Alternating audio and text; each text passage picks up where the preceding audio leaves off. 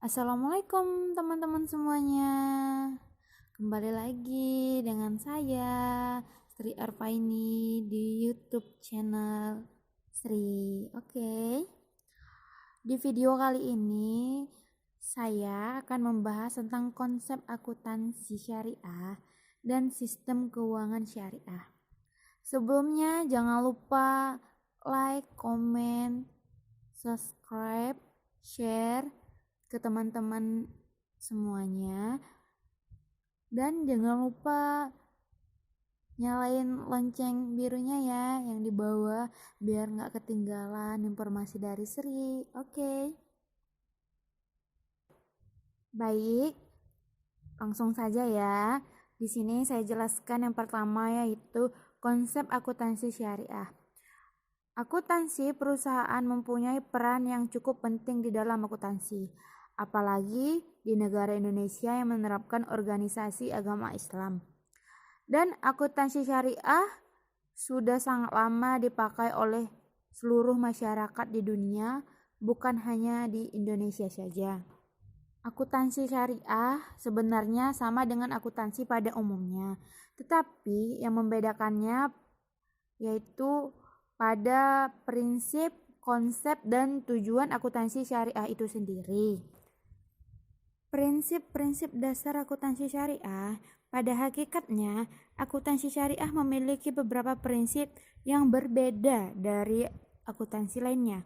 Dengan prinsip-prinsip akuntansi syariah, ada beberapa yang menjadi pacuan dalam operasional akuntansi syariah, yaitu yang pertama, prinsip pertanggungjawaban. Konsep ini tidak asing di kalangan masyarakat muslim. Bagi kaum muslim, masalahnya tanggung jawab adalah hal yang sangat penting karena nantinya manusia akan mempertanggungjawabkan segala sesuatu yang ia telah perbuat selama di dunia ini. Jadi, mengaplikasikannya ke dalam akuntansi syariah adalah bahwa jika seseorang yang melakukan bisnis harus mempertanggungjawabkan apa yang telah ia perbuat dan kepada pihak-pihak yang terkait akan dirinya. Contohnya, jika seorang membuat laporan keuangan, maka ia harus mempertanggungjawabkan atas laporan keuangan tersebut. Lanjut, yang kedua yaitu prinsip keadilan. Prinsip keadilan dalam akuntansi mengandung dua pengertian. Yang pertama yaitu berkaitan dengan praktik moral, yaitu kejujuran yang merupakan fakta yang sangat penting. Tanpa kejujuran ini, informasi akuntansi yang disajikan akan menyesatkan dan sangat merugikan orang lain. Yang kedua yaitu kata bersifat adil fundamental, yang dimana maksudnya itu tetap berpijak pada nilai-nilai etika atau syariah dan moral. Yang ketiga yaitu prinsip kebenaran. Prinsip kebenaran dalam akuntansi yang berkesinambungan dengan prinsip keadilan, jika dilakukan dengan baik, maka akan menciptakan keadilan dalam mengakui, mengukur, dan melaporkan transaksi-transaksi ekonomi. Sebagai contohnya, pada informasi keuangan, perhitungan, pengakuan pelaporan yang harus didasari dengan kebenaran atau dengan prinsip syariah. Oke, kita lanjut dengan sistem keuangan syariah. Sistem keuangan syariah merupakan bagian dari memperdayaan harta agar harta yang dimiliki seseorang yang akan digunakan sesuai dengan ketentuan syariah. Dalam Al-Quran surat An-Nisa ayat 29, Allah Subhanahu wa Ta'ala berfirman yang artinya, "Hai orang-orang yang beriman, janganlah kamu saling melayani sesamamu dengan jalan yang hartail, kecuali dengan jalan perniagaan yang berlaku dengan suka sama suka di antara kamu, dan janganlah membunuh dirimu. Sesungguhnya Allah adalah Maha Penyayang kepadamu." Jadi, harta yang dimiliki oleh setiap orang merupakan titipan dari Allah Subhanahu wa taala yang akan dimintai setiap pertanggungjawabannya. Adanya aturan ketentuan syariah bertujuan agar tercapainya kemaslahatan bagi setiap orang. Akan tetapi, Allah Subhanahu wa taala memberi kebebasan kepada setiap hambanya untuk menentukan pilihannya dan harus menerima kerugian dari setiap pilihannya tersebut. Dan lanjut, praktik sistem keuangan syariah telah dilakukan sejak kejayaan Islam. Akan tetapi, semakin melemahnya sistem khalifah, maka praktik sistem keuangan syariah tersebut terletak pada sistem perbankan barat. Sistem tersebut mendapat kritikan dari para ahli fikih bahwa sistem tersebut menyalahi aturan syariah mengenai riba dan berujung pada keruntuhan khalifah Islam. Berdasarkan Al-Quran dan As-Sunnah, prinsip keuangan Islam ada beberapa, yaitu yang pertama yaitu larangan riba, yang mana riba didefinisikan sebagai kelebihan atas sesuatu akibat penjualan atau pinjaman. Riba merupakan jaminan atas sistem keadilan sosial, persamaan dan hak atas barang.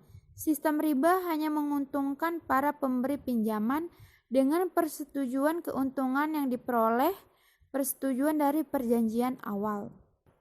Yang kedua yaitu pembagian risiko. Risiko merupakan perubahan dari adanya larangan riba dalam suatu sistem kerjasama antara pihak yang terlibat. Risiko yang timbul dari aktivitas keuangan tidak hanya ditanggung oleh penerima modal tetapi juga pemberi modal. Pihak yang terlibat tersebut harus saling berbagi risiko sesuai dengan kesepakatan yang telah disepakati. Yang ketiga yaitu uang sebagai modal potensial. Dalam Islam, uang tidak dibolehkan sebagai suatu komitmen, yaitu uang yang dipandang memiliki yang sama dengan barang yang dijadikan sebagai objek transaksi untuk memperoleh keuntungan. Sistem keuangan Islam memandang uang boleh sebagai modal, yaitu uang bersifat produktif, dapat menghasilkan barang atau jasa bersama dengan sumber daya yang lain untuk memperoleh keuntungan. Yang keempat yaitu larangan spekulatif. Hal ini selaras dengan larangan transaksi yang memiliki tingkat ketidakpastian yang sangat tinggi, misalnya seperti judi. Dan yang keenam yaitu kontrak atau perjanjian. Dengan adanya perjanjian yang disepakati di awal oleh pihak-pihak yang terlibat dapat mengurangi risiko atas informasi yang asimetri atau timbulnya moral hazard. Yang keenam yaitu aktivitas usaha harus sesuai syariah, yang mana usaha yang dilakukan merupakan kegiatan yang diizinkan menurut syariah, seperti tidak melakukan jual beli minuman keras atau menyiapkan usaha peternakan babi. Jadi oleh karena itu prinsip sistem keuangan syariah berdasarkan prinsip-prinsip yaitu rela sama rela. Tidak ada pihak yang menzalimi dan dizalimi. Hasil usaha muncul bersama biaya dan untung muncul bersama risiko. Jadi, dari prinsip sistem keuangan syariah tersebut, maka muncul dan berkembang instrumen-instrumen keuangan syariah yang terkait dengan kegiatan investasi atau jual beli sesuai dengan ketentuan syariah. Hal ini membantu pelaku ekonomi dalam memahami berbagai produk keuangan syariah dan ketentuan-ketentuan syariah dari setiap produk keuangan tersebut. Mungkin hanya itu penjelasan yang dapat saya sampaikan. Saya mohon maaf jika ada kesalahan kata. Dan terima kasih kepada teman-teman semuanya telah menonton video saya. Jangan lupa like, comment, share, and subscribe. Dan jangan lupa nyalain ya lonceng birunya agar nggak ketinggalan video-video selanjutnya. Oke, terima kasih. Wassalamualaikum warahmatullahi wabarakatuh. Bye-bye semuanya teman-teman.